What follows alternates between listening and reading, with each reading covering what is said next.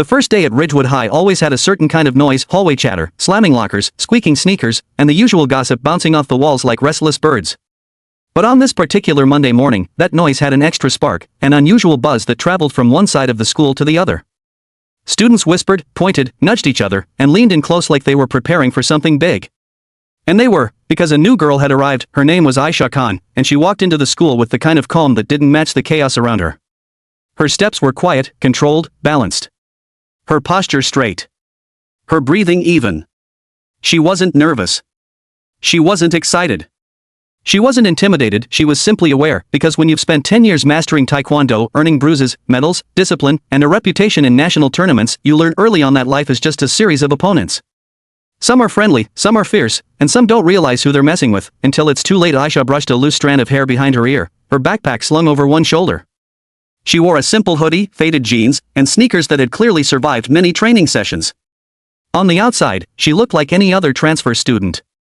On the inside, she was a force wrapped in patience and quiet power, and unfortunately for him, someone else at Ridgewood High was about to discover that power in the worst possible way. His name was Brad Coleman, the school's self-appointed king of trouble.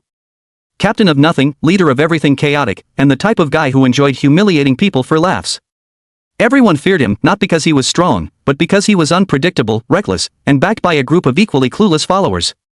Brad had one rule: if someone new showed up, he messed with them. It was tradition.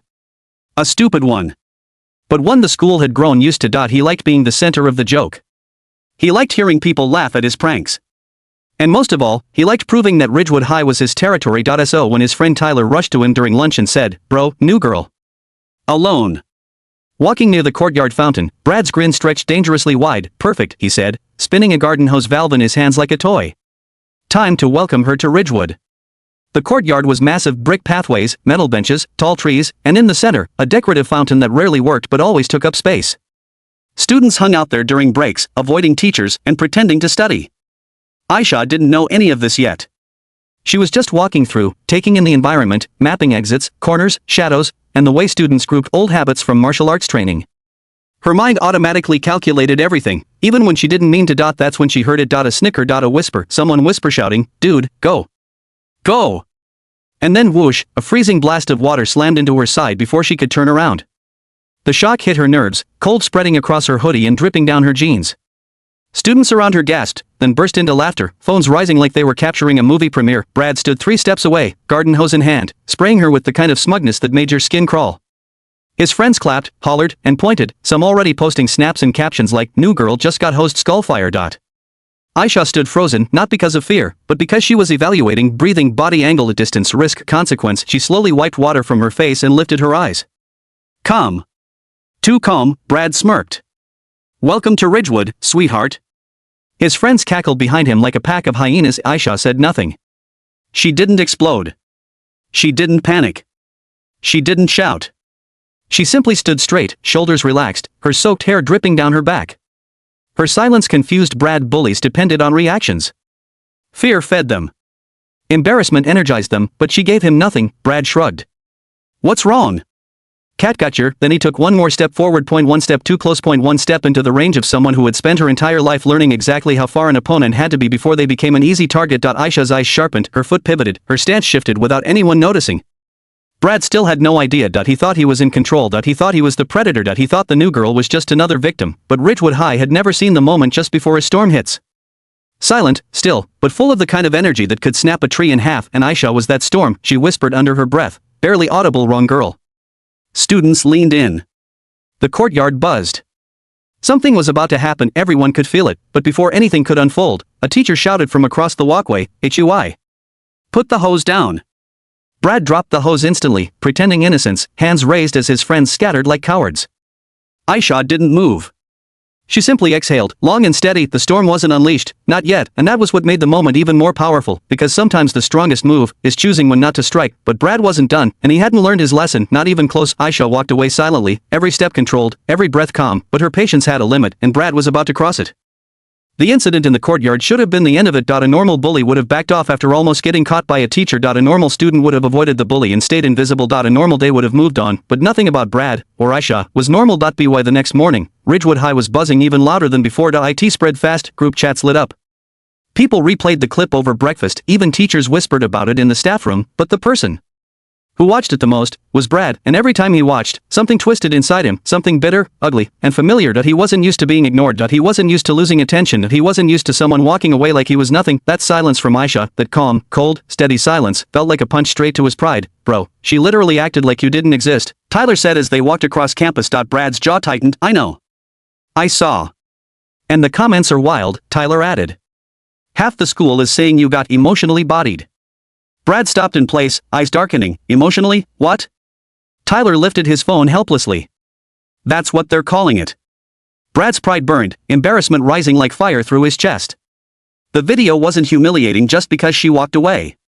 It was humiliating because she made him look like a clown in front of everyone without even trying, and Brad couldn't handle that, not when his reputation was the only thing he had, not when juniors practically worshipped him, not when teachers already hated him, not when power was the only currency he knew. So he decided something dumb, something predictable, something dangerous. Today, he wasn't letting her walk away. Ayesha arrived at school early not because she was excited, she rarely was, but because she liked space to think, space to breathe, a space to let the calm settle before the day began. She walked down the hallway with her usual quiet steps, the morning sun casting long shadows across the floor. Some students whispered when they saw her. Some pointed. Some simply watched her like she was a puzzle they wanted to solve, but she ignored all of them. She had learned long ago that attention was just noise. People stared at anything they didn't understand, and Ayesha, she was used to being misunderstood. She opened her locker, placed her books neatly inside, and was about to close it. Bang! A hand slammed the locker door shut. Not hers. Brad's. He stood inches away, leaning in with a smirk that was too sharp to be friendly. Well, if it isn't the Ice Queen. Ayesha didn't react. She simply looked at him with the same calm from yesterday. Brad's eye twitched. He didn't want calm, he wanted fear. You think you're better than me, he said, stepping closer. Ayesha's voice was soft but firm. I think you're standing too close. Students nearby froze. This wasn't the scared girl response Brad was used to. He leaned even closer, ignoring her warning. You embarrassed me yesterday. People think you beat me. So here's what's gonna happen. You're still standing too close, she repeated. Her tone wasn't threatening, but something in it felt like a boundary drawn with steel. Brad chuckled, but there was no humor behind it. You think you're tough? No, Ayesha replied, turning slightly. I know I don't like repeating myself. Brad didn't move. In fact, he reached out and grabbed her backpack strap. A stupid mistake. A predictable mistake. A mistake he didn't realize was the last one he would make today. Ayesha's reflex kicked in instantly. She pivoted her shoulder, shifted her weight, then, flick, her hand snapped up with lightning precision, knocking his grip off her backpack like it was nothing. The sound echoed through the hallway, sharp, clean, final. Brad stumbled back half a step. What the? But she wasn't done. A small crowd had gathered. Phones quietly came out. Everyone sensed something was about to erupt. Ayesha took one slow breath, her eyes locked on Brad's. This is your last warning, she said. Walk away. But Brad heard something completely different. He heard a challenge. He heard disrespect. He heard a chance to reclaim his pride in front of everyone. So he stepped forward again, and with that one step, the outcome of the day was sealed. Tyler shouted, Brad, don't. Another student whispered, oh no, he's dead.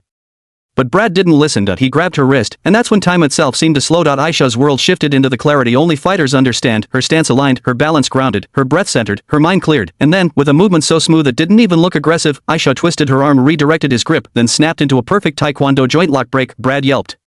His wrist bent at an angle it definitely wasn't meant to, his knees buckled, his balance shattered. He dropped to the floor hard. Gasps exploded around them, phones recorded, girls covered their mouths. A freshman whispered, she folded him like laundry. But Ayesha didn't strike, she didn't kick, she didn't hurt him, she simply removed his ability to hurt her. Brad groaned in pain, clutching his wrist, his pride shattered louder than his bones. Ayesha crouched beside him, voice calm, almost gentle, I told you to walk away.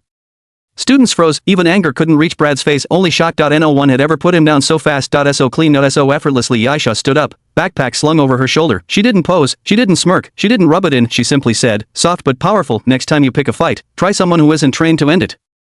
Then she walked away, leaving Brad on the floor, the school speechless, and her reputation rewritten in a single moment. And just like that, the girl who arrived quietly on day one became the name on everyone's lips. Day two. But this story wasn't over, not even close, because when a bully is defeated, their ego doesn't disappear, it fights back, and Brad wasn't finished with her, not yet.